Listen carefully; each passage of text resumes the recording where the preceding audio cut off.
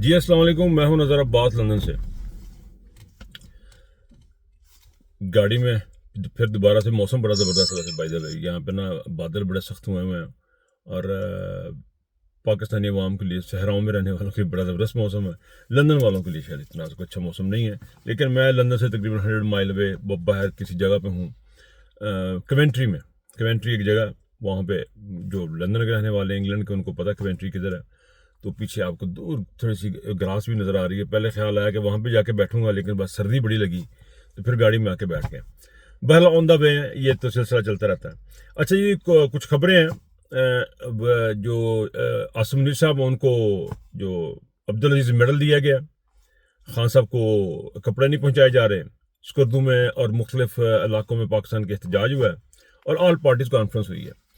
और भी बहुत सारी चीज़ें हैं, लेकिन चूँकि 10 मिनट की मैं आपसे बात करनी होती तो ज़्यादा चीज़ें तो उसमें कवर नहीं होती हैं। बट एनीवे स्टार्ट करते हैं। ऑल पार्टीज कॉन्फ्रेंस है। ऑल पार्टीज कॉन्फ्रेंस में उन्होंने नए इलेक्शन की बात की है, बड़ी धुआंधार तकरीर भी इन्होंने की हैं और नए इलेक्शन की बात हुई उसमें उसमें उन्होंने नए इलेक्शन कमिश्नर की भी उन्होंने बात की है। काफ़ी सारा उन्होंने ऐसी चीज़ें की हैं, ऐसी बातें उसमें से सामने आ रही हैं जो बड़ी मोहतात है मेरे अंदाजे के मुताबिक। मेरे अपने ख्याल में बड़ी मोहतात गुफ्तगू उन्होंने की है। उन्होंने हुज्जत तमाम कर जिसे कहते हैं वो करने की कोशिश की, लेकिन कितनी हुज्जत तमाम करनी है इसका मुझे अब अंदाज़ा नहीं है। ये हुज्जत जो है ना वो तमाम होते होते यहाँ तक आ गया कि इमरान खान को अंदर बैठे हुए 700-800 दिन हो चुके हुए हैं और पाकिस्तान के बेशुमार लोगों को 200 साल के करीब सजाएं हो चुकी हैं और ये बैठे अभी हुज्जत तमाम कर रहे हैं। हमारी सारी इस्टेब्लिशमेंट अपोजिशन पार्टियां जितनी भी रह गई हैं, दो चार जो हैं छोटी मोटी, वो इधर बैठ के हुज्जत तमाम कर रही हैं कि जी हम एक दफ़ा फिर बात कर लें, एक दफ़ा फिर बात कर लें। इसे कहते हैं भैंस के आगे बीन बजाना। ये जो ऑल पार्टीज कॉन्फ्रेंस हुआ है, मेरे ख्याल में इन्होंने भैंस के आगे बीन बजाई है, क्योंकि भैंस इस किस्म की भैंस के भैंसे के आगे बीन बजाई है। भैंसा वो है जो जिसको पता कख नहीं है, ना उसको बीन का कुछ सुर का पता है ना ताल का पता है। ये वो भैंसा है जिसके आगे अगर ये कलर ब्लाइंड भी है, इसको रंग भी नजर नहीं आते हैं। ये वो भैंसा है जो म्यूजिक को समझ नहीं सकता, सुर ताल को नहीं समझता। उसके आगे बैठ के ये हुज्जत तमाम करने वाली से मंतक जो है वो कम अज कम मेरे जैसे नाकस आदमी और जो एक बहुत छोटे से ज्यादा लिखा पढ़ा भी नहीं है, बहुत बड़ा कोई लीडर भी नहीं है, उसकी समझ से बिल्कुल बाहर है। ये बातें तमाम जो है बड़े लीडरों के जहन में आती हैं कि हुज्जत तमाम, मुझे तो कुछ समझ नहीं आती, मेरा तो लीडर अंदर है, मुझे तो कुछ समझ नहीं आती, मेरी पाकिस्तान के अवाम बेबस है, मुझे तो कुछ समझ नहीं आती, मुझे तो हुज्जत तमाम नजर ही नहीं आ रही। यानी 3 साल आगे भी आपकी हुज्जत ही तमाम नहीं हो रही। यानी इस किस्म के मामला इन्होंने शुरू किए हुए हैं और बड़ी ठंडी किस्म की मेरे ख्याल में ये स्टेटमेंटें हैं। फिलहाल तो हमने इस गवर्नमेंट से जान छुड़ानी है। इस गवर्नमेंट से हमारा कुछ लेना देना नहीं है। इसकी मुज़ाकरात की बात की, हम इसका मुज़ाकरात करेंगे, क्या करेंगे, कब करेंगे, कैसे करेंगे। Sir, this is too late now, this is too late now. मेरी तमाम मुखाबरीन से, तमाम लोगों से जो कोई वहाँ बैठे सुन रहे हैं, और मेरे ये इस बात को ये प्लीज़ ज़रा शेयर और इसको लाइक ज़रूर कीजिएगा, क्योंकि ये बात आगे पहुँचनी बहुत ज़रूरी होती है। जब कोई बात कर रहा होता हूँ तो ये इसके तमाम लोगों के लिए है, जितने भी जो वीलॉगर्स हैं या यूट्यूबर्स हैं जो एक नैरेटिव देते हैं opposite to the current government, जो बात करते हैं, उनका आगे जाना बहुत ज़रूरी है, क्योंकि उनके ऊपर उन्होंने पाबंदियाँ लगाई हुई हैं, उनको रोका जाता है, उनको सुनने को। तो आपकी मदद से ये सारी चीज़ें आगे बढ़ती हैं। तो जो बयान हमारा है, जो पीटीआई की साइड की स्टोरी है, वो आगे जानी बड़ी ज़रूरी है, क्योंकि और कोई रास्ता नहीं है हमारे पास इस जंग का। फिलहाल तो ये जंग इसी लेवल पर लड़ी जा रही है। मेरे एक दोस्त ने बड़ी ज़बरदस्त बात की थी, चलो सीधी बात आ गई मेरे जहन में आ गई। कहता है ये सोशल मीडिया जो है ना, डिजिटल मीडिया, ये एक एयरफोर्स है।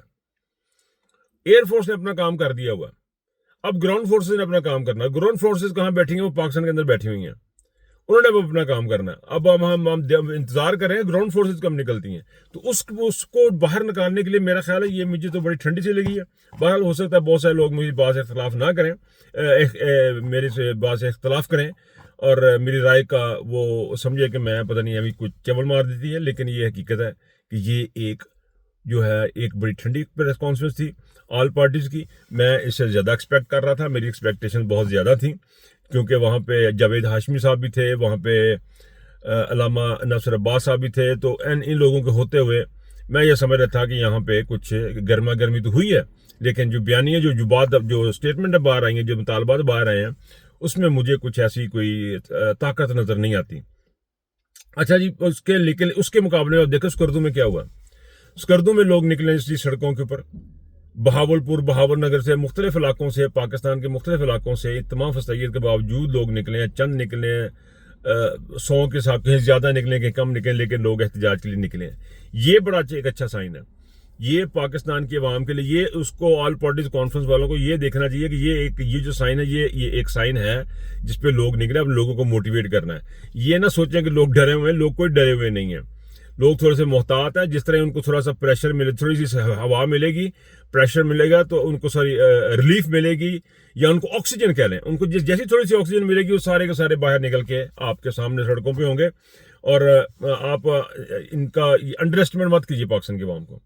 और कश्मीरियों से मेरी फिर दोबारा से दरख्वास्त है। कल हम लूटन में गए थे। लूटन में ज़बरदस्त किस्म का प्रोग्राम था रात को, जिसमें इमरान रियाज, साबिर शाकर और शहजाद अकबर, अजहर मशवानी, ये सारे लोग वहाँ पे मौजूद थे। ये एक ह्यूमन राइट्स के लिए कॉन्फ्रेंस थी। वहाँ पे एक जो इंटरेस्टिंग चीज़ वो ये थी कि मंजूर पश्तीन ने भी स्पीच की, लाइव स्पीच थी मंजूर पश्तीन की। और मंजूर पश्तीन की जो स्पीच थी उसके दो बड़े इंपॉर्टेंट चीजें थी। एक तो ये था, उन्होंने जिक्र किया कि वहां पे किस लेवल की बर्बरीत हो रही है कि एक हामला खातून को पेट में गोलियां मारी गई, अपने घर के बाहर खड़ी थी, उसके ऊपर हमला किया गया। एक तो ये थी, इतनी ग्रूमिंग, ये इतनी खतरनाक, इतनी मतलब दिल हिला देने वाले ये वाकयात हैं जो पाकिस्तान जैसे मुल्क में हो रहे हैं, जो कि एटॉमिक पावर भी कहा जाता है इसको पता नहीं डेमोक्रेटिक, मतलब एक समझा जाता था कि ये एक नॉर्मल कंट्री है, लेकिन वहां पे इस लेवल की बर्बरीत हो रही है जिसको बयान करना भी मुश्किल है। दूसरी जो उन्होंने इंपॉर्टेंट बात की, उन्होंने कहा जी हम मायूस हो चुके हैं, इस निज़ाम को सारे को गिराना पड़ेगा। और मैं यही होप करता हूँ कि इस वक्त तमाम जो पाकिस्तान के फिक्शंस हैं, जिसमें मंजूर पश्तीन भी है, जिसमें मारंग बलोच भी है, जितने भी कैदी हैं, देखें एक बात ध्यान में रखें, जो बंदा पाकिस्तान के खिलाफ है, ये मुझे ये कहना पड़ रहा है क्योंकि वहां भी ये बात हुई थी कि जो बंदा पाकिस्तान के खिलाफ है वो तो पाकिस्तान के खिलाफ आपने क्यों किया हुआ है। आज एक छत के नीचे मंजूर पश्तीन और पीटीए को आपने बिठा दिया हुआ है, जिसके इसमें इसलिए कह रहा हूं कि वो कोई ये नहीं कि वो अल्लाह माफ करे कोई बुरे लोग हैं। मामला ये है कि जिनको आप दहशतगर्द कहते थे, मुल्क में दुश्मन कहते थे, वो क्यों हुए थे? वो इसलिए हुए थे कि आप लोगों ने ये लड़ाई जो है वो इस लेवल तक पहुंचा दी हुई है कि अब वो सारे इकट्ठे हो गए हैं। पीटीआई जो है वो इनके खिलाफ हुआ करती थी, ये पीटीआई के खिलाफ हुआ करती थी, लेकिन ये सारे इकट्ठे होंगे क्योंकि अब जुल्म की वजह से, और ये सारे आहिस्ता आहिस्ता इकट्ठे हो रहे हैं। ये इकट्ठे होंगे और ये सारे के सारे इकट्ठे होंगे, और आइंदा से किसी मंजूर पश्तीन पे, किसी मारंग बलोच पे, किसी के ऊपर भी जुल्म नहीं होगा। इस वक्त हम ये मेक श्योर करेंगे, हम लोग ओवरसीज पाकिस्तानी भी और पाकिस्तान के बैठे हुए लोग भी, और ये तमाम हम मेक श्योर करेंगे तमाम को इंसाफ मिलेगा। सिर्फ मुल्क दुश्मन अनासर जो मुल्क तोड़ने की बात करते हैं, उनको उनसे बात उनकी अलग स्टोरी है, लेकिन वो तमाम लोग जो जुल्म का शिकार है, वो जुल्म नहीं होगा। देखिए अगर मुजरम भी है ना, उसको अदालत में पेश होना है, उसका एक प्रोसेस चलना है, रूल ऑफ लॉ की इसलिए बात की जाती है। तो इसलिए इस तरफ जाऊंगा तो बात बड़ी लंबी हो जाएगी। बात मैं जल्दी से खत्म करता हूँ कि वहां पे मंजूर पश्तीन का खिताब भी था, और उन्होंने कहा जी कि ये अब हमारे हाथ से मामला जो है, इनसे अब हमें कोई उम्मीद नहीं, पार्लियामेंट से, हुकूमत से हमें बिल्कुल भी कोई उम्मीद नहीं है। अच्छा जी, खान साहब को के लिए गर्म कपड़ों की तस्वीर आई हैं, जिनमें इमरान खान साहब को गर्म कपड़े और किताबें पहुंचाने की कोशिश की जा रही है। 2 महीने हो गए हैं उन तक ये चीज़ें नहीं पहुंच रही, उनको नहीं देने दी जा रही। ये रवैया अख्तियार किया जा रहा है। और इमरान खान के बेटों ने अब जो इंटरव्यू दिया उसमें उन्होंने कहा कि हमारे बाप के साथ ब्रूटैलिटी की जा रही है, तशद्दुद की इंतहा कर दी गई हमारे बाप के साथ। बड़े ही हेडलाइन है इस वक्त, गार्डियन में उनका इंटरव्यू छपा है। ये बड़ी ही अफसोसनाक खबरें हैं जो आ रही हैं, और उनके बेटे भी फ्रंट लाइन पे आ गए हैं, पाकिस्तान की आवाम भी फ्रंट लाइन पे आ गई हुई है, ओवरसीज पाकिस्तानी भी बढ़ चढ़ के हिस्सा ले रहे हैं। अभी हम आज ही किसी वक्त या कल किसी वक्त ओवरसीज पाकिस्तानियों की तरफ जो कॉप्स है उसकी तरफ से एक स्टेटमेंट जारी होगी, वो भी आपके सामने आएगी। उसके ऊपर भी जो यूरोप में रहने वाले हैं उसको देखें, और जो पाकिस्तान में रहने वाले हैं वो भी उसको देखें,